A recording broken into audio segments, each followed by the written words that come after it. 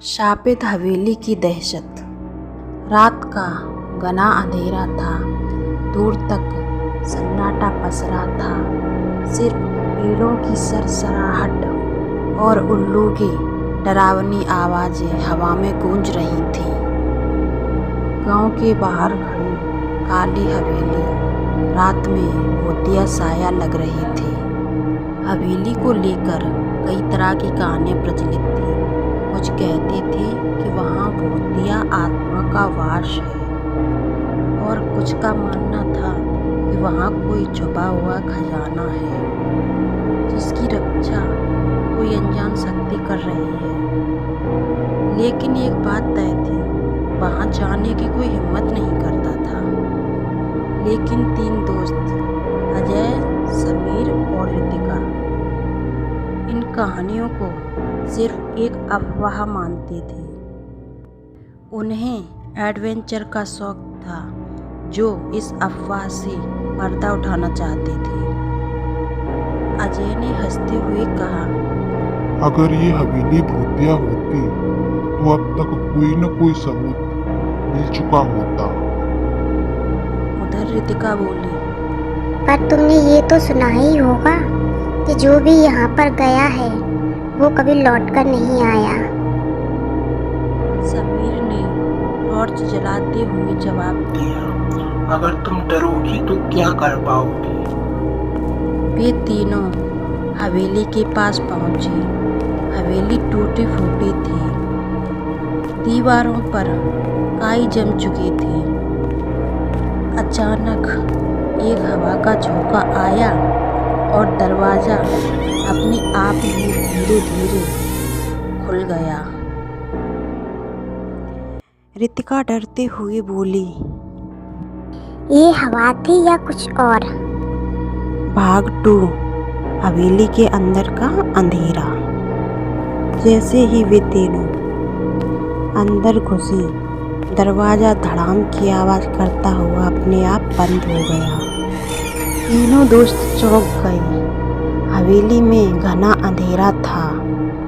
Torch की रोशनी में दीवारों पर लगे पुराने चित्र दिख रहे थे, जिनमें से कुछ चेहरे खरोंच दिए गए थे।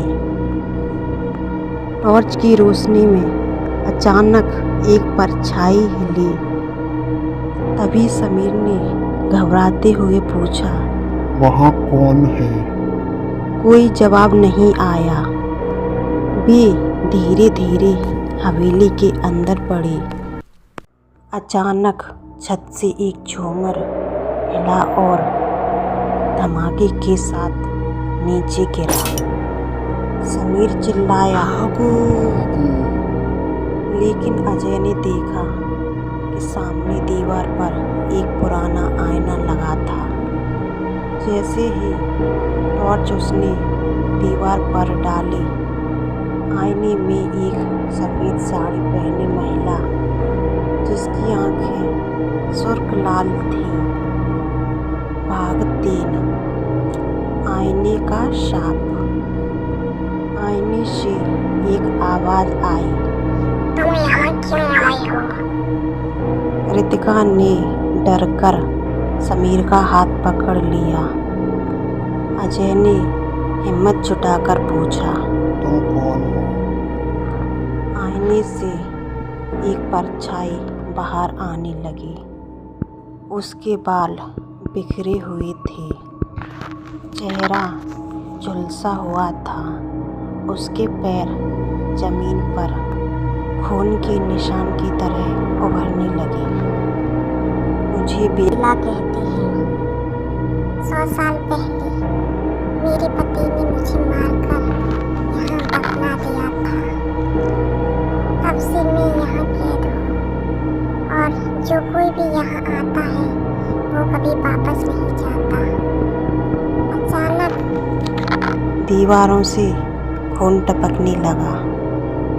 जमीन से कंकालों के हाथ बाहर आने लगे और हवा में एक अजीब सी फुसफुसाहट गूंजने लगी।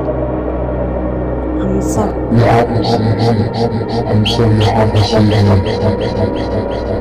चार मौत का खेल। अजय, समीर और रितिका ने भागने की कोशिश की, लेकिन दरवाज़ा गायब हो चुका था। चारों ओर अंधेरा और अजीब सी छायाएं थीं। समीर ने घबराते हुए कहा, हमें यहाँ से निकलना होगा। तभी आत्मा हवा में तैरते हुए उनके पास आ गई। कोई भी इस हवेली को छोड़कर नहीं जाएगा। तभी अजय को याद आया कि उसकी जेब में भगवान जी की एक लॉकेट रखी हुई है। उसने अपनी जेब से लॉकेट निकाली और उसे आत्मा की ओर बढ़ाया। जैसे ही लॉकेट आत्मा के पास पहुंची, वह चीखते हुए उससे दूर हटने लगी। आत्मा की चीख हवेली में गूंज उठी।